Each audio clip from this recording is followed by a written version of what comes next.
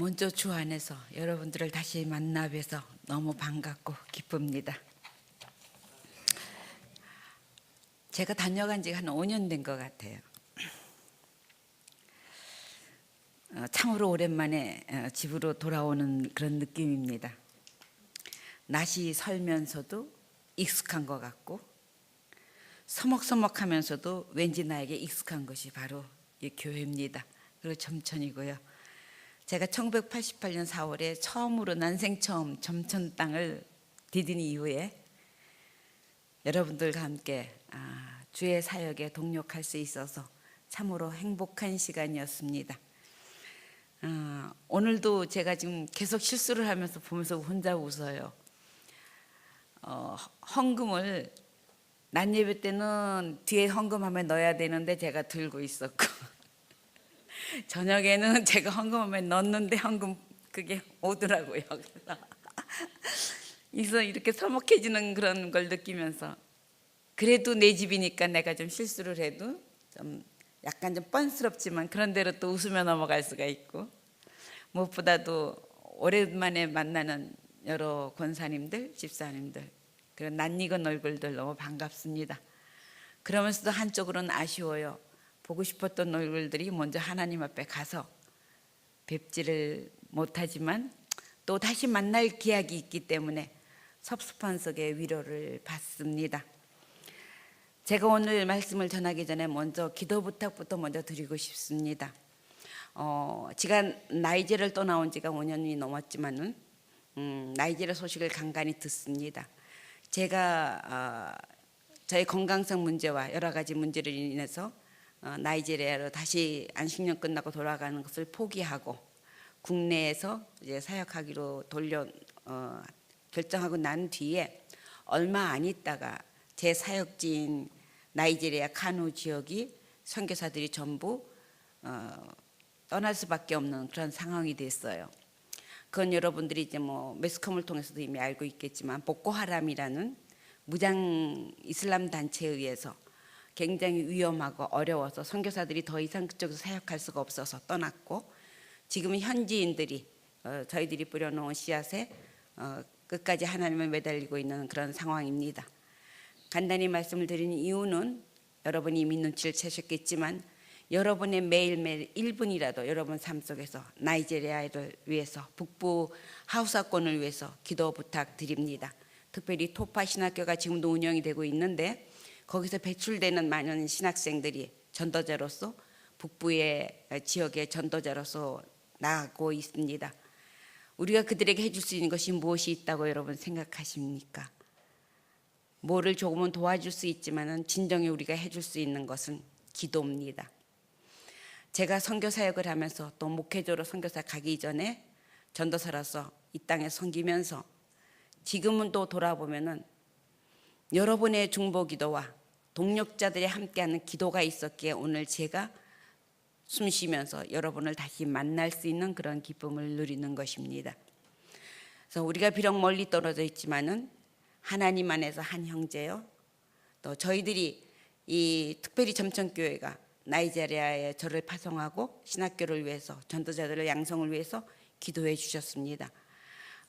여러분들 쉬지 말고 매일매일 1분씩 여러분의 기도 속에서 나이지리아가 그 현지인들의 스스로 일어나서 이 어려움과 고통과 고난을 이기고 하나님 앞에서 만나는 기쁨을 누릴 수 있도록 여러분들의 계속 기도를 부탁드립니다.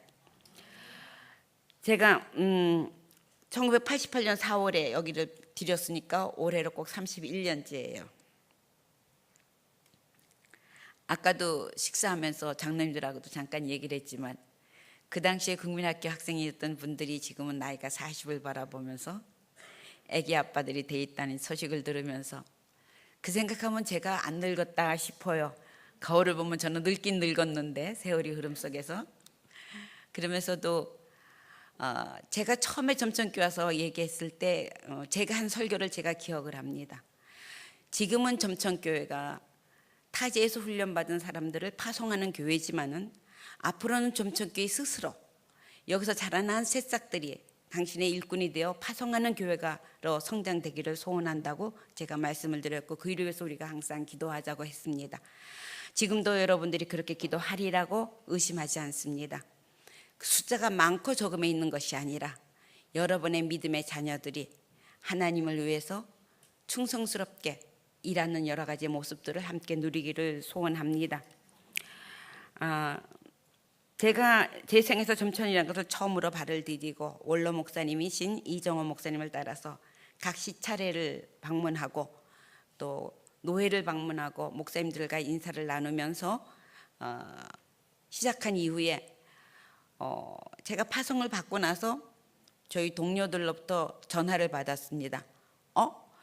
이선교사 경소노회 파송이야? 그래서 네, 그랬더니 어떻게 경소노회 파송이지? 그래서 왜 그러세요? 했더니 경소노회가 완곡하기로 아주 소문났다 있더라고요.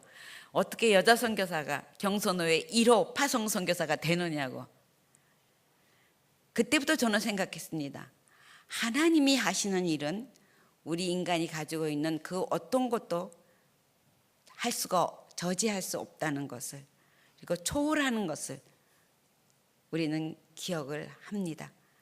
내 습관, 내 관습, 이런 모든 것은 하나님 안에서 녹아지고 말씀 안에서 변하며 우리들의 삶이 어떻게 주님을 따라가느냐에 따라서 하나님의 역사하심을 함께 동참할 수 있는 놀라운 축복을 저와 여러분들은 받고 계십니다.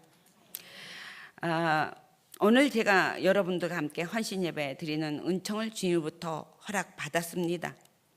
저는 이러한 기회를 받을 때마다 이런 기회가 주님의 마음을 더 헤아리려 보는 그런 시간이 되기를 원합니다.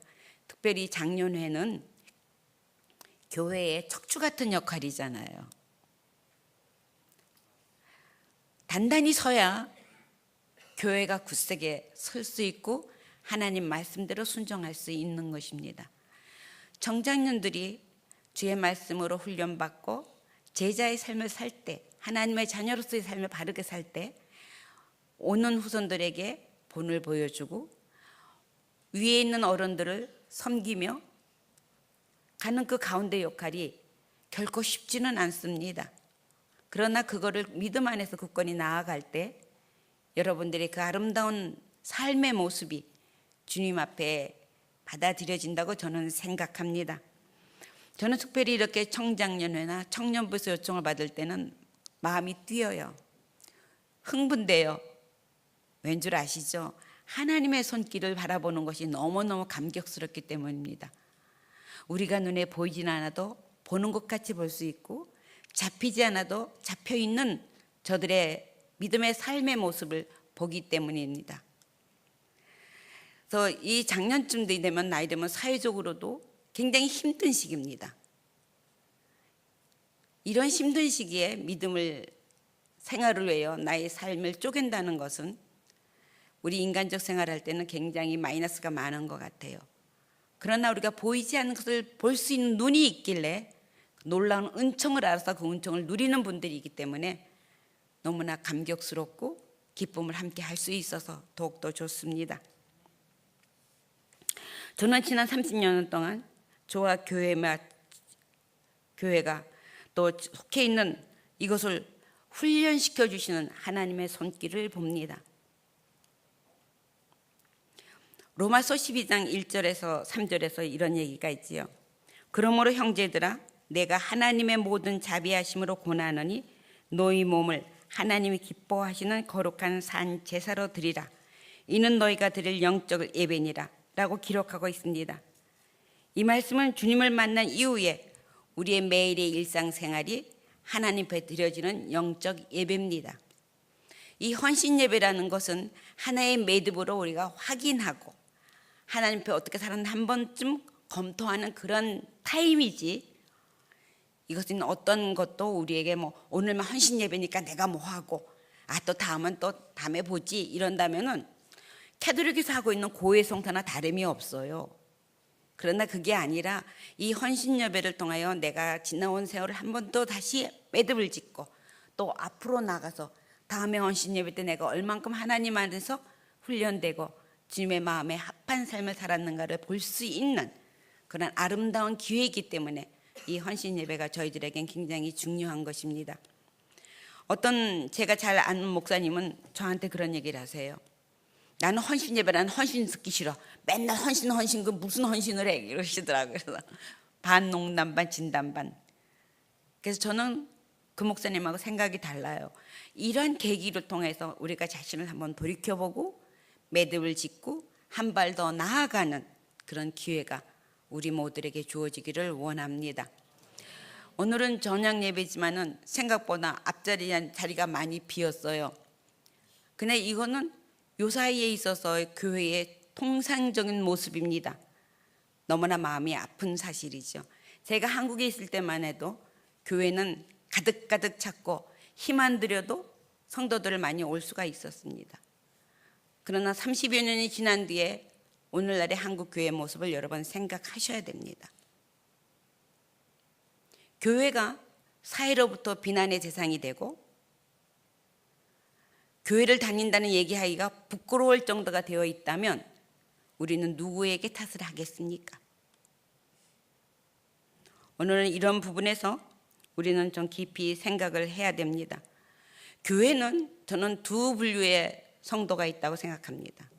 하나는 주님의 말씀에 순종하며 따르는 바른 하나님을 따르는 자의 삶과 그냥 내 마음대로 사는 삶, 다른 말로 말하면 교회 문턱을 밟는 자의 삶이 있습니다. 여러분 각자의 삶은 어느 부분인지 한 번쯤 점검해 보시기를 부탁드립니다. 그것을 어떻게 할 수 있느냐? 내가 자가 진단하는 법이 딱 하나 있어요.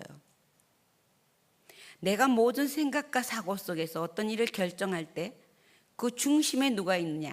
내가 있느냐? 주님이 있느냐? 내가 있으면 교회를 문턱을 밟는 자이고 중심에 주님이 계시다면 주님을 따르는 자의 삶입니다. 아주 간단해요. 복잡하지 않습니다. 그리고 주님을 교회 문턱을 밟는 사람은 평신도나 교회 처음 오는 사람이 아닙니다. 이것은 교회 직분에 상관이 없습니다. 이것이 무서운 현실입니다. 내가 교회를 몇 년을 다녔고 특히 저 같은 경우는 모태신앙이잖아요. 모태신앙.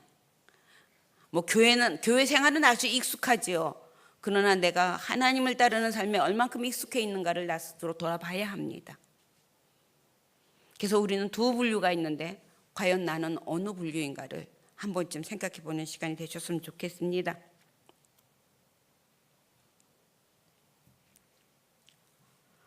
우리는 하나님 앞에서 오늘의 제가 제목을 현주소라는 얘기를 했어요. 왜 현주소라는 얘기를 했는가를 한번 생각해 보기를 바랍니다.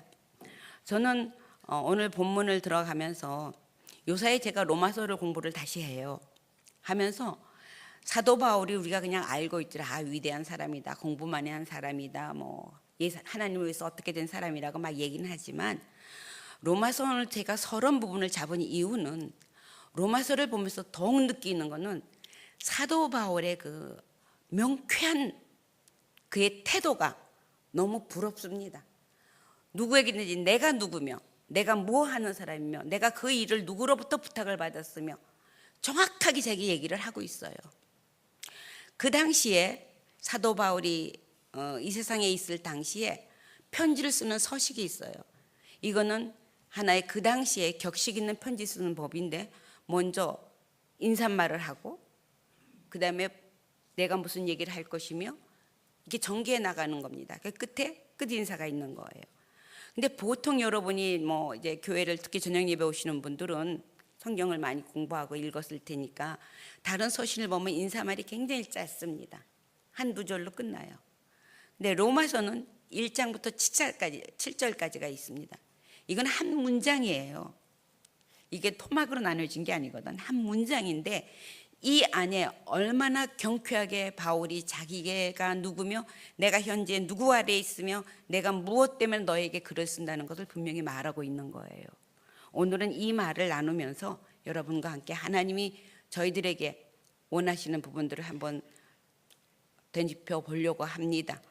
제가 하는 오늘의 이야기는 하나도 새로운 이야기가 아닙니다. 그러나 한 번쯤 나 자신을 되짚어 보면서 하나님의 손길을 보기를 소원합니다. 본문에 들어가기 전에 잠깐 기도하시겠습니다. 사랑의 하나님 아버지, 은혜를 고맙고 감사합니다. 사도 바울을 통해서 하나님의 마음을 로마 교회에 보여준 것 같이 오늘도 저의 입술을 통하여서 하나님이 원하시는 이야기들을 우리 점천교회 성도들과 함께 또 작년부 헌신 예배를 드리는 모든 사랑하는 자녀들과 함께 주의 마음을 헤아리려고 합니다. 하나님, 저희들의 눈을 열어주시고 아버지의 마음을 깨닫고 순종하며 나아가는 아름다운 매듭이 될 수 있는 시간이 될 수 있도록 성령께서 축복해 주시기를 원합니다. 연약한 것 십자가도에 감춰주시고 이 시간에 주님께서 원하시는 말씀을 바르게 전할 수 있도록 성령께서 은총을 베풀어 주옵소서. 모든 것 주에서 내 의지하고 예수님의 이름으로 기도드립니다. 아멘. 제가 왜 도중에 기도를 했냐면 제가 먼저 기도 부탁을 했기 때문에 순서가 어그러져서 안 되기 때문에 말씀을 드리는 겁니다. 오늘은 세 가지 부분으로 저는 생각해 보려고 그래요.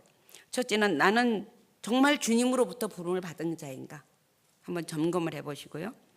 그러면 도대체 복음이 무언가? 그러면 내가 지금 있는 자리가 어디인가? 라고 한번 생각해 보시기 바랍니다.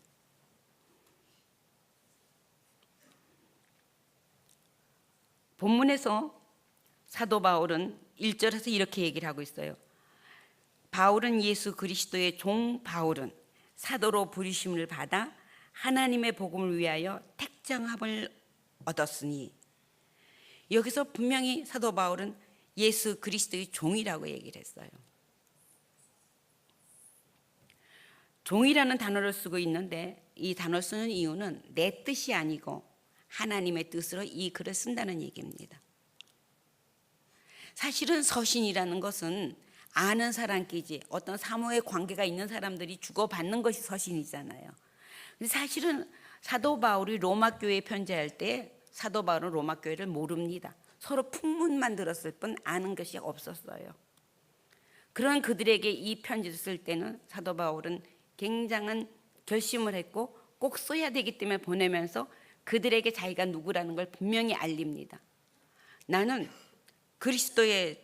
예수 그리스도의 종 바울은 사도로 부르심을 받아, 난 사도로 부름을 받았다는 얘기죠.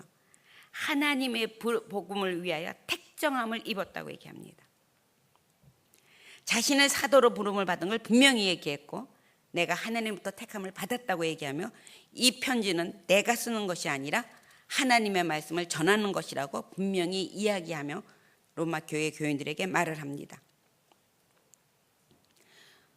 성도들은 이러한 자기만의 하나님의 부르심의 확신을 가지고 계시는지 한번 생각해 보세요. 여러분이 그냥 교회에 어릴 때부터 부모를 따라 나왔고 친구를 따라 나왔고 그냥 옆에 있는 사람이 가자고 하니까 교회에 나서 뭐 나쁘진 않고 뭐 하나님 말씀 들으니까 좋고 그냥 이런 것이 아니라, 내가 오늘 이 자리에 있는 것은 내가 있는 것이 아니라 하나님의 나를 불러서 여기에 와 있다는 확신을 갖고 있는지 한번 좀 자신을 점검해 보시기를 부탁드립니다. 그리고 2절 3절에서 이렇게 얘기하고 있어요. 이 복음은 하나님이 선지자들로 말미암아 그의 아들에 관하여 성경에 미리 약속하신 것이라. 사도 바울은 복음을 위해서 택함을 받았다고 얘기하면서 복음에 관한 설명을 합니다. 복음이 뭐냐고요. 우리는 복음이라는 얘기를 참 많이 들었어요. 좋은 소식, 뭐 예수님에 관한 이야기, 그냥 아무런 감흥이 없어요. 그러나 사도 바울이 이 복음이라는 단어를 사용할 그 당시에 2000년 전에는 이 복음이라는 단어를 그렇게 함부로 쓰는 단어가 아니었어요. 그 문서에 의하면 로마 시대 때의 문서나 이 비석에 의하면 어떤 때 이 복음이라는 단어를 썼냐면 왕이 태어났을 때 로마 제국의 최고의 복된 소식은 이 왕이 태어난 것이다, 이럴 때만 썼어요.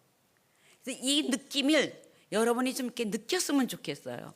왕이 태어날 때 이 로마 제국의 최고의 좋은 소식은 왕이 태어난 것이다. 그렇게 비석에 써 있고 고문서에 써 있는 거예요. 그때 쓴 단어가 복음이라는 단어예요. 사도 바울이 이 단어를 쓴 이유는 예수님이 이 세상에 오신 건 우리에게는 최고의 축복이라는 얘기입니다. 우리의 구원자라서, 메시아라서 저희를 죄에서 구속해 주신 놀라운 은총을 전하기 위한 소식이었기 때문에 복음이라는 단어를 쓴 거예요. 우리는 너무 흔하게 듣기 있기 때문에 그런 감격이라든가 감흥이 별로 없어요. 예수님 그래, 예수님 나 왜 죽었지 뭐. 나 믿어, 그냥 이렇게. 아무런 감각이 없습니다. 그러나 여러분 이 시간에 한 번쯤 생각해 보세요. 세상에서도 왕이 태어날 때 그 전 자기의 제국에 최고의 복된 소식이 왕이 태어난 거라 한다면 온 세상을 구원하실 예수께서 오신 것이 복된 소식이라는 그 의미가 얼마나 우리에게 감격으로 다가왔는지를 한 번쯤 생각해 보시고 되새겨 보시기를 부탁드립니다. 그래서 복음의 예수님은 과연 누군가? 여기에서 예수님에 관한 이야기를 합니다. 예수님에 관한 구약에 성경에 미리 약속하신 것이라고 그랬어요. 구약에 우리가 다 알고 있다시피 이사야서와 미가서에 유다의 뿌리에서 날 것이며 베들레헴에서 태어날 것이며 약속하신 구세주의 얘기입니다. 그리고 그래서 이 아들을 말하면 육신으로는 다윗의 혈통에서 낳았고, 오늘 오전에도 우리 목사님이 여기에 대해서 얘기해 주셨잖아요. 다윗의 혈통에서 낳았다는 건 왕이 태어났다는 얘기예요. 이건 예수님의 인성에 관한 부분을 분명히 얘기하고 있습니다. 사도 바울이 이 짧은 글 속에서 자기가 왜 여기 이 편지를 쓰며 내가 누구냐, 난 사도다, 하나님부터 부르심을 받아서, 그리고 이 편지를 쓰는 것은 내가 사사로운 이야기를 쓰는 것이 아니라 하나님의 메시지를 내가 너희들에게 전하는 것이라는 거예요. 자신 있게 얘기하면서. 그럼 복음이 뭐냐? 이 놀랍고 기가 막힌 소식은 예수님에 관한 건데, 예수가 누구냐? 그는 구약에 약속하신 대로 다윗의 자손으로 태어났고, 그러니까 예수님의 인성에 관한 이야기를 하는 거예요. 그리고 연이어서 하는 얘기가 뭐냐면 성결의 영으로는 죽은 자 가운데서 부활하여 능력으로 하나님의 아들로 인정되었으니 곧 우리 주 예수 그리스도라. 성결의 영으로, 이 성결이란 말은 성령의 얘기를 하시는 거거든요. 성령으로는 죽은 자 가운데서 부활하여 능력으로 하나님의 아들로 인정되었다. 여기서는 우리말로는 인정되었다니까 누가 뭔가 인정해 준 것인데, 본문에 오면 그것이 아니라 하나님의 아들이라는 얘기를 확인하는 겁니다. 그래서 죽은 자 가운데서 부활했다는 얘기는 예수님이 죽은 자 가운데서 첫 부활자입니다. 그러니까 우리가 죽어서 다시 살아나는 첫 스타트를, 뚜껑을 탁 열으신 거죠. 그게 우리에게 부활의 소망을 주시는 겁니다. 그래서 여기서 사도 바울은 예수가 누구냐? 세상에서 왕으로 오신 분이요, 인성과 하나님의 아들로서, 사람의 자녀로서 그의 신분을 분명히 얘기하고 있으며, 그러한 그가 부활의 죄의 권세를 깨트린 능력으로 인해서, 깨트릴 수 있었던 건 하나님의 그 자손이었기 때문에 그 얘기를 분명히 여기서 알려주고 있는 것입니다. 이 짧은 2절, 3절 짧은 중에서 그 어렵고 힘든 예수가 누군가를 공부하려면 우리는 신학교에서 한 학기, 두 학기 공부하는 그 엄청난 양을 단 몇 절에 분명하게 밝히고 있는 이의 기가 막힌 글솜씨는, 그리고 그의 굳건한 믿음은 우리가 배워야 될 것 같습니다. 여러분들 나가서 전도할 때 예수 믿으면 복 받아, 그렇게 쉽게 얘기하죠. 그러나 여러분 정말 예수가 누구라고 정확하게 사도바와 같이 여러분의 형제에게 맞는 수준으로 바꿔서 이야기할 수 있는지 한 번쯤 생각해 보시기를 부탁드립니다. 그래서 그리고 여기서 뭐냐면 우리 주 예수 그리스도. 근데 우리는 이런 얘기를 뭐 예수 그리스도, 그리스도 예수, 우리 주 말 많이 쓰잖아요. 근데 이 세 글자를 이렇게 세 단어를 이렇게 쓰는 경우는 성경에서 그렇게 흔하진 않아요. 이거는 하나님의 놀라운 위엄을 나타내는 표현입니다. 그래서 우리는 이런 부분을 좀 이렇게 되새겼으면 좋겠어요. 제가 오늘 이렇게 이런 부분을 이렇게 눌러서 말씀을 드리는 이유는 이미 다 알고 있는 얘기입니다. 그럴 때 우리는 별로 감각이 없어요. 둔해졌어요. 아주 어떤 면에서 영적인 그 문둥병 같은 그런 느낌을 가져요. 그냥 그거 알아. 그래 그거야. 예수 믿으면 천국 가. 알아. 그것이 얼마나 놀라운 은총이라는 걸 여러분이 순간순간 깨달아야 되는데 그렇게 되는 감격이 오면 식어요. 그래서 제가 오늘 이렇게 여러분들을 알고 있는 이야기를 잡는 이유는 바로 그런 의미입니다. 여러분이 순간순간 성경을 읽을 때마다 그 우리 주 예수 그리스도의라는 그 이 말이 얼마나 놀라운 축복의 말씀인가를 여러분이 좀 피부로, 그 영적인 피부로 좀 느꼈으면 좋겠다는 생각입니다. 그래서 우리 주라는 얘기는 절대적인 권력을 의미하는 거예요. 주라는 거 있잖아요. 주인이라는 건 절대적인 권력을 의미하는 거거든요. 예수라는 거는 그리스도의 기름 부음 받은 자. 그래서 주님의 이름을 모두 사용하는 것은 주님을 알고 섬기는 것이 얼마나 고귀하고 귀한 것임을 강조하고 이것이 얼마나 귀한 것을 엄숙한 느낌을 주는 그런 표현입니다. 그래서 여러분들 이렇게 쉽게 그냥 예수 그리스도 예수 이렇게 막 했는데 다시 한번 되새기면서 그 단어를 쓸 때 여러분이 그런 그 하나님이 주시는 그런 그 감격, 성령께서 여러분 마음속에 인쳐 주시기를 소원합니다. 그리고 5절에서 보면은 그로 말미암아 우리가 은혜와 사도의 직분을 받아 그 이름을 위하여 모든 이방인 중에서 믿어 순종케 하나니. 참 놀라운 얘기 있어요. 이름을 우리가 누구를 통해 받았냐? 그로 말미암아, 예수로 말미암아 우리가 이걸 받은 겁니다. 우리가 뭔가를 할 수 있는 능력이 있어서 이 놀랍고 위대한 이 기가 막힌 은총을 받은 것은 아니에요. 예수님을 통해서 받았죠. 그분이 십자가에 못 박혀 돌아가시는 죽음도 불사하셔서 첫 번째 죽음을 깬 부활자가 되시는 이 놀라운 능력 속에서 우리가 이 은총을 받은 것입니다. 그래서 은혜와 사도의 직분을 받아, 사도 바울은 분명히 이 사도 직분 받은 게 내가 잘나서 받은 게 아니라 하나님의 은혜로 내가 이거 받았다. 여러분이 갖고 있는 것도 마찬가지라는 얘기입니다. 그래서 그 이름을 위하여 모든 이방인 중에서 믿어 순종케 한다.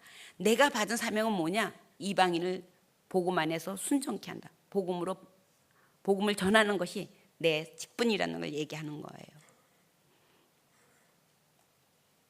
여기서 우리가 생각할 것은 분명히 하나님의 자녀가 되었고 사명을 주신 것을 말하고 있으며, 바울은 사도의 직분을 받아 자기가 사도된 것은 전적인 하나님의 선물이며 은혜인 것을 분명히 얘기하고 있습니다.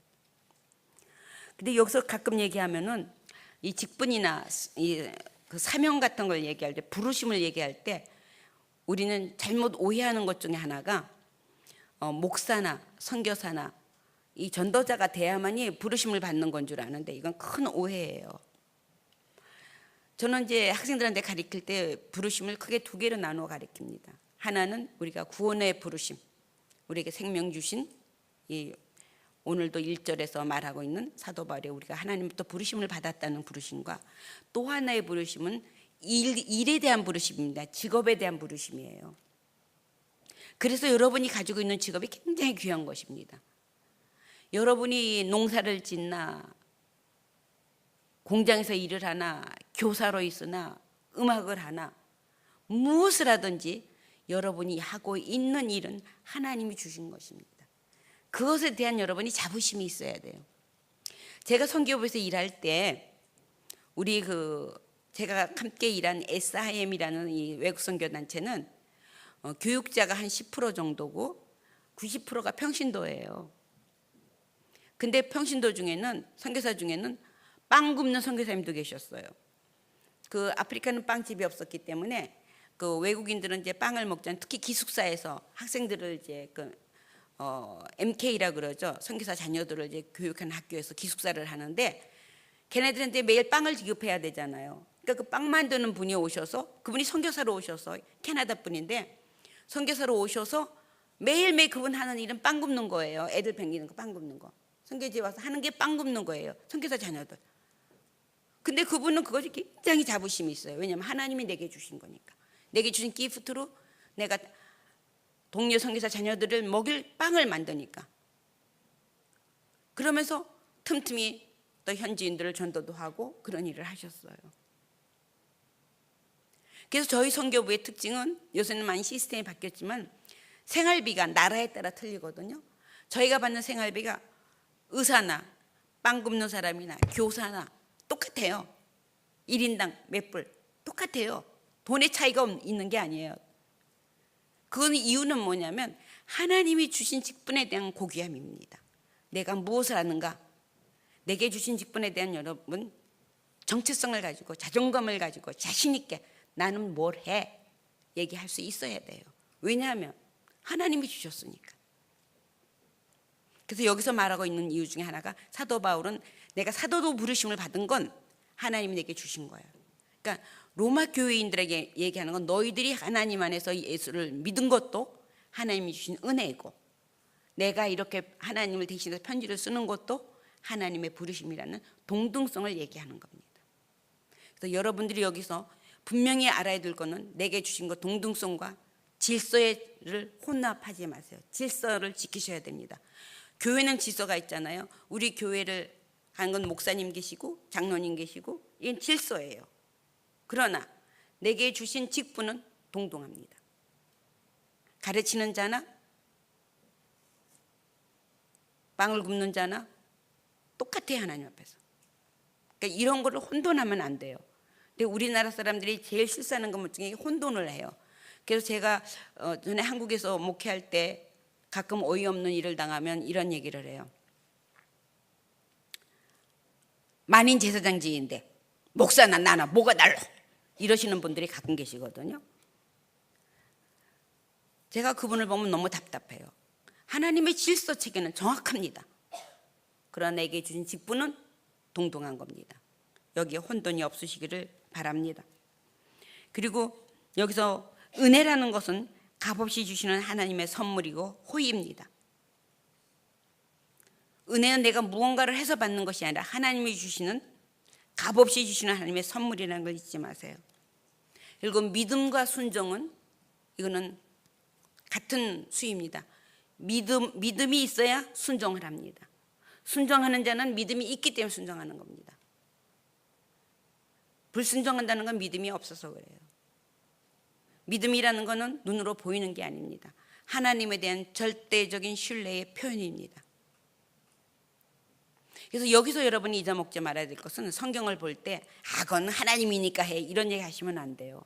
우리들이 손자가 처음에 교회 나오신 분은 몰라도 교회 다니시면서 말씀으로 훈련받으신 분은 우리 생각과 사고의 수준이 하나님의 눈과 이 눈대중이 같아야 돼요. 그러니까 그렇게 못할 때 훈련이거든요. 그러니까 하나님이 어떻게 생각하시는가 생각하는 훈련, 이것이 하나님을 따르는 자의 해야 될 일입니다. 그래서 우리가 생각하면은 얼토당통 안 해요. 그러나 하나님이 원하시면 하나님의 수준에서는 그것이 맞는 얘기입니다. 그래서 우리의 생각과 사고가 하나님의 수준으로 우리는 갈 수 있도록 매일매일 우리들을 처복정시키며 그것을 배워가며, 하나님이 우리에게 좋은 교과서 주셨잖아요. 말씀 묵상하고 읽으며 여러분들 속에서.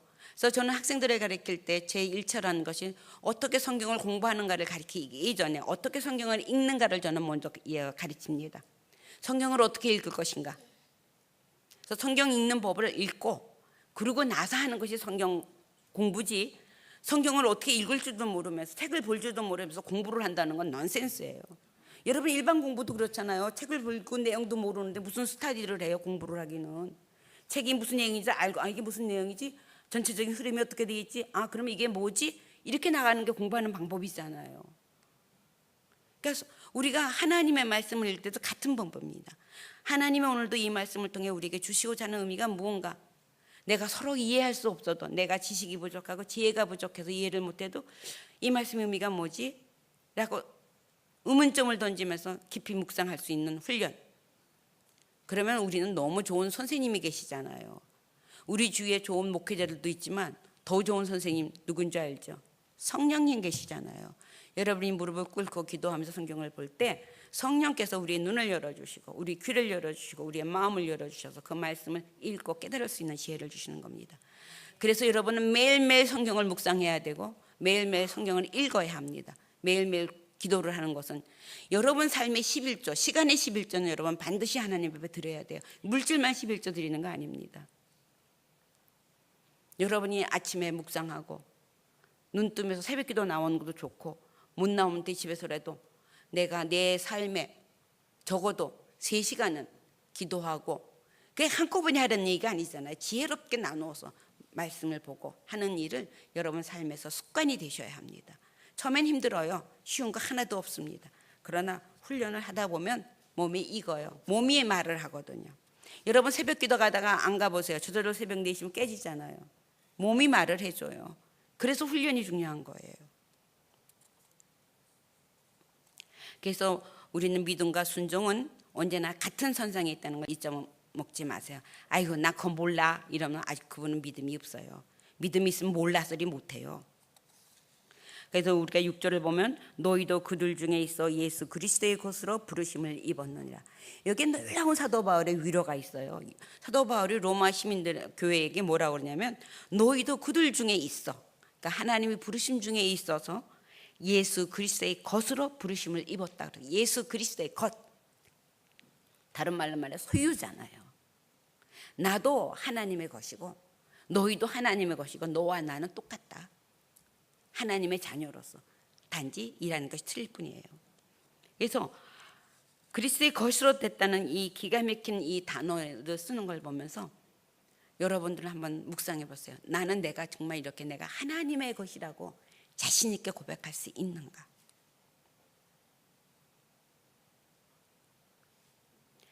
그리고 하나님에서 사는 이런 삶이 얼마나 복된 삶이라는 걸 여러분 순간순간 느끼고 있는지, 느끼고 있다면 한번 욱 올라오더라도 예수님 생각하면 내려갈 수밖에 없고, 한번 말꼬리 탁 잡고 싶어도 주님이 안 좋아하시지 딱 낮출 수도 있고, 바른 말 잘하는 게 결국 좋은 건 아니거든요. 저도 그런데 바른 말 잘하는 거는 저도 2번째 가라면 서러웠어요. 근데 그것이 결국 덕스러운 일이 아니에요. 우리 예수 믿는 사람은 덕이 중요해요. 참아야 되고 견뎌야 되는데 누구 때문에? 예수님이 이미 저희 위해서 참아주셨고 저희 위해서 견뎌주셨고 이미 주님이 본을 보여주셨어요.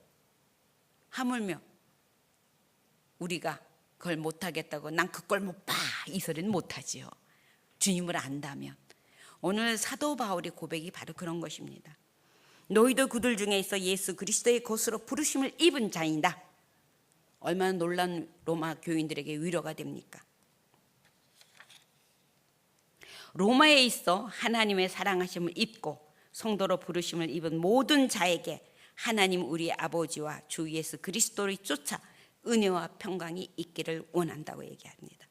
사실 1절에서 7절까지는 아까도 제가 언급했지만 한 문장이에요.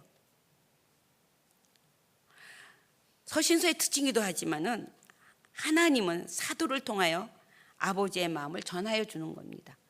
우리가 설교 시간에 목사님을 통하여 하나님의 마음을 알 수 있는 지름길을 주셨듯이 당시 초대교회 당시에 서신서가 씌워지며 복음서가 씌워질 때 교회의 기틀을 잡으시면서 하나님께서 당신의 생각과 사고를 우리들이 무엇을 배워야 되고 무엇을 알아야 되고 하나님의 자녀로 어떻게 살아가야 되는지를 보여주시기 위해서 이것을 주신 거예요.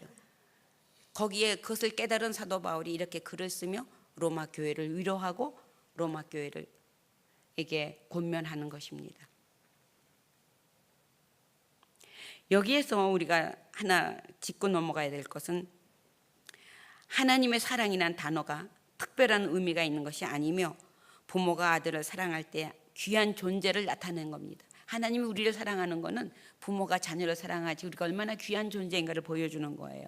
그냥 우리말 성경 이렇게 슬슬 읽다 보면 모르는데 좀 계속 읽으면 여러분이 그 피부로 와 닿을 겁니다. 여기서 보여주고 있는 것은 은혜와 평강은 은혜 받은 자들이 누리는 은총의 평강임을 여러분 아셔야 합니다. 여러분들 예수 믿는 사람은 어려움과 고난 당할 때 그 문제가 해결이 안 돼도 마음이 편안한 그런 경험 해보셨어요? 뭐 해결된 건 아니야. 근데 하나님 앞에 무릎 꿇고 기도하고 내 마음이 편안해. 이게 은혜입니다. 당장 내일에 먹을 거리가 없어도 마음이 편안하고 내 입술에서 찬양이 터져 나와요. 이거는 그리스도인들만이 가지고 있는 특권 중에 특권입니다. 그래서 여러분 초대교회 때 너무나 많은 로마 학정에서 순교당했잖아요. 지금도 정말 이슬람권이나 공산권에서 많은 자들이 죽어가고 있지만 로마 시대 때에서의 순교는 참 비참했어요. 사람을 집으로 이렇게 싸가지고 기름을 부어서 불을 태워가지고 촛불로 이 초로 사용했잖아요. 사람의 인체를 그렇게 죽이는데 그들의 얼굴이 천사같이 빛나서 그 뜨겁게 막 올라오는데 저도 화상을 당해서 봤지만 화상 다니까 무지 아프더라고요. 근데 저는 그래서 그 글을 읽으면서 제가 화상 당했던 거 생각하니까 소름이 싹 끼쳐요. 근데 그때 그들의 얼굴이 천사 같아서 로마 간원들이 거기서 엎어지고 복음 전도받은 사람이 하나 둘이 아닙니다. 그래서 둘로 갈라져요. 하나는 하나님이 살아계시는구나, 그 예수를 믿는 사람이 있고, 하나는 얄미워서 아니 저놈들은 어떻게 된 게 이렇게 극형을 당하면서 얼굴에 저렇게 화평하고 웃으면서 하나님을 바라보고 하늘을 바라볼 수 있느냐고 둘로 갈라졌다는 역사의 기록이 남아 있습니다. 여러분은 어느 쪽을 선택하시겠습니까? 여러분의 현주소는 지금 어디에 있습니까? 정말로 주님 안에 계신 겁니까? 그런 여러분의 삶을 돌아보면 매일매일의 삶이 정말로 예수 믿는 사람의 참된 복을 누리시는 저와 여러분이 되기를 소원합니다. 다시 한번 부탁드립니다. 여러분이 기도할 때에 우리 토파 신학교를 위해서 또 북부 나이제를 위해서 1분씩이라도 기도해 주시고, 그리고 저는 지금 돌아와서 사역에 있어서 아프리카나 다른 게 없어요. 그러나 달라진 건 대상이죠. 저는 아프리카 하우사 종족을 위해서 전도자들을 훈련하는 일을 했지만 지금은 돌아와서 동료들과 만나서 연구하고 또 강의하게 되면 강의하고, 레귤러로 하진 않습니다만 강의하고 설교하고 이 일을 계속하고 있습니다. 저의 마지막 사역이 주님이 부르시는 그날까지 계속할 수 있도록 영육이 강건하여서 복음을 전하는 자의 직분을 놓친 일 없이 사도 바울과 같이 끝까지 달려가는 저와 여러분이 되기를 소원합니다.